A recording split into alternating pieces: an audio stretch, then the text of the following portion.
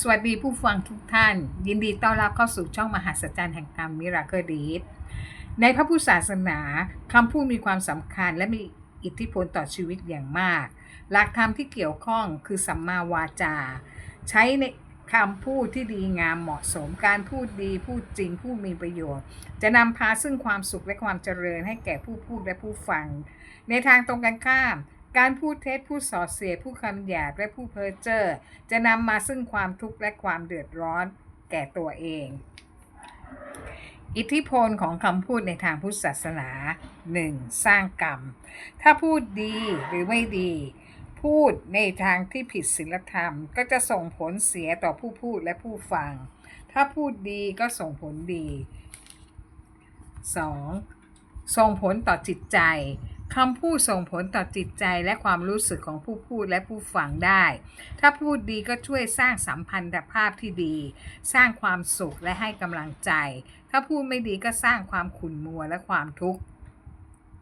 3. สร้างความสัมพันธ์คำพูดเป็นเครื่องมือสำคัญในการสร้างความสัมพันธ์ทั้งดีและไม่ดีกับผู้อื่นถ้าพูดด้วยความจริงใจหวังดีสุภาพก็ช่วยสร้างความไว้วางใจที่แน่นแฟ้นอิทธิพลของคำพูด 1. ไม่พูดเท็จพูดความจริงไม่โกหกช่วยสร้างความเชื่อถือและความสัมพันธ์ที่ดีและไว้วางใจ 2. ไม่พูดส่อเสียดไม่ใส่ร้ายยุยงให้เกิดการแตกแยก 3. ไม่พูดคำหยาบไม่พูดจาไพเราะไม่พูดคำหยาบไม่ก้าวร้าวช่วยสร้างบรรยากาศที่ดีและเคารพซึ่งกันและกัน 4. ไม่พูดเพ้อเจ้อพูดแต่สิ่งที่เป็นประโยชน์ไม่ไร้สาระไม่เสียเวลาช่วยให้เกิดความเข้าใจและไม่หลงผิดอิทธิพลของคำพูดไม่ดี 1. พูดเท็จพูดโกหกก็ทำให้สูญเสียความน่าเชื่อถือสร้างความเสียหายต่อผู้อื่น 2. พูดส่อเสียดทำให้เกิดการแตกแยกแตกความสามัคคีขัดแย้งสร้างความเกลียดชัง 3. พูดคำหยาบสร้างความไม่พอใจและทำลายความสัมพันธ์ที่ดี 4. พูดเพ้อเจ้อทำให้เสียเวลาเสียโอกาสและนำไปสู่ความหลงผิดสรุปคำพูดมีพลังในการสร้างทั้งคุณและโทษเป็นสิ่งสำคัญอย่างยิ่งในการดำเนินชีวิตเพื่อให้เกิดความสุขความสงบและความเจริญทั้งแก่ตนเองและผู้อื่น7คำพูดที่เป็นบาปร้ายแรงทำให้ชีวิตตกต่ำโดยไม่รู้ตัว 1. พูดโกหกจนเคยชินเป็นการเปิดประตูเรื่องเท็จตลอดกาลจิตจะไม่สงบตลอดกาลเพราะกลัวคนรู้ความจริง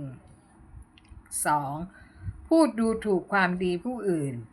เป็นยาพิษทำลายจิตใจว่าทำดีไม่มีใครเห็นทำดีไม่มีประโยชน์ 3. พูดคำหยาบเป็นของเสียที่ออกมาจากจิตใจเพื่อระบายความในใจของตนพูดคึกขนอง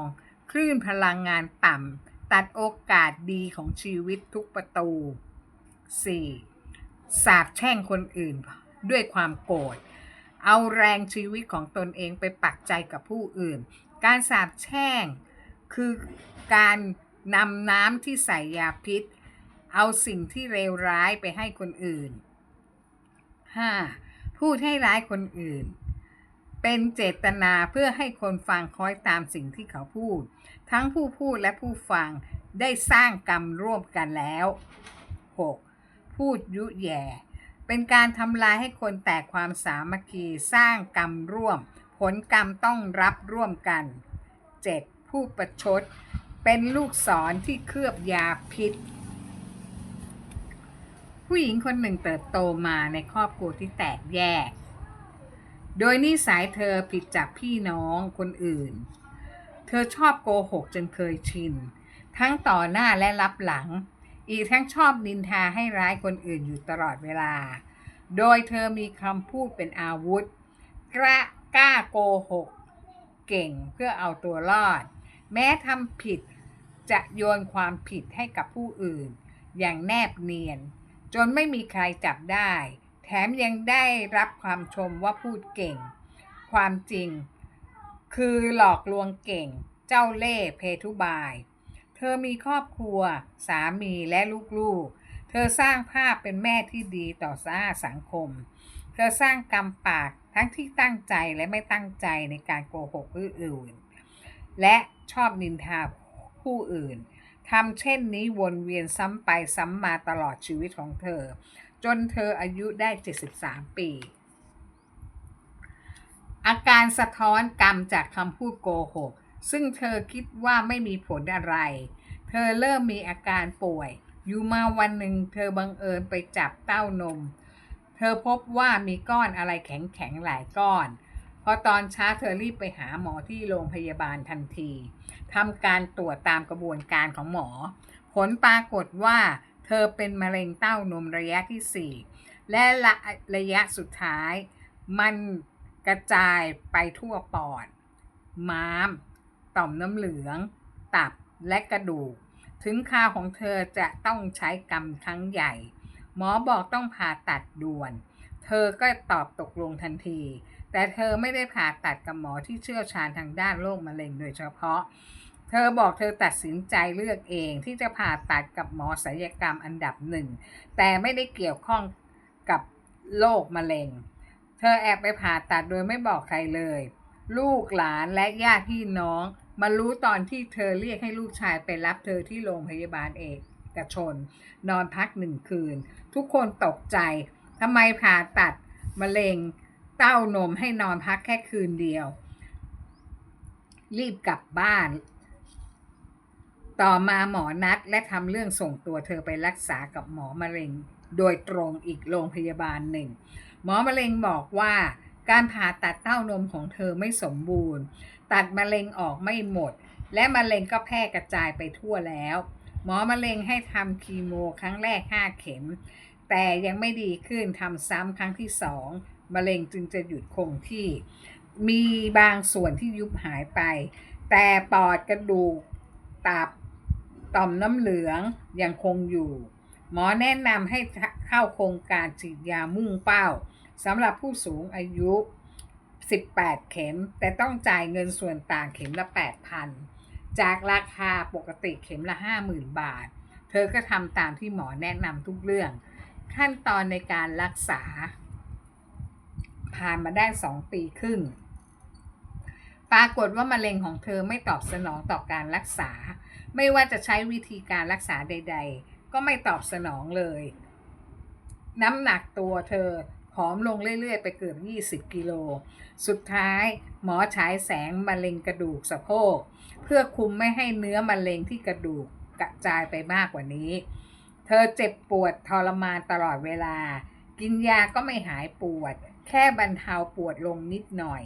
เธอบ่นอยากตายเจ็บปวดทรมานมากเหลือเกินอีกทั้งไม่อยากเป็นภาระของลูกๆที่ต้องลางานพาเธอไปหาหมอบ่อยๆขณะที่ตัวเธอเองเดี๋ยวนี้เดินไม่ค่อยไหว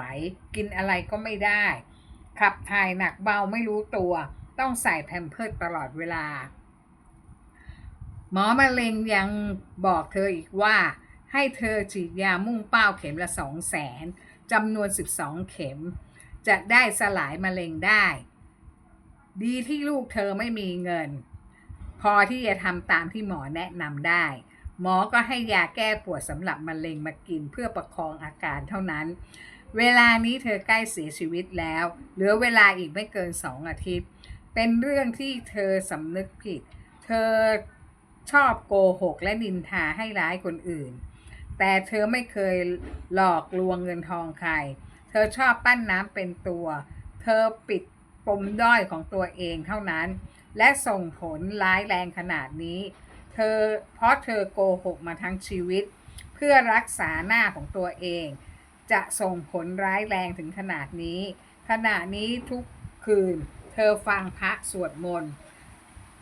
ทำตามคำแนะนำของญาติเพราะตลอดชีวิตเธอไม่เคยทำบุญใส่บาตรเลยเธอไม่มีความเชื่อถือเรื่องบาปบุญคุณโทษเธอฟังพระเทศเรื่องกรรมปากตรงกับนิสัยของเธอพอดี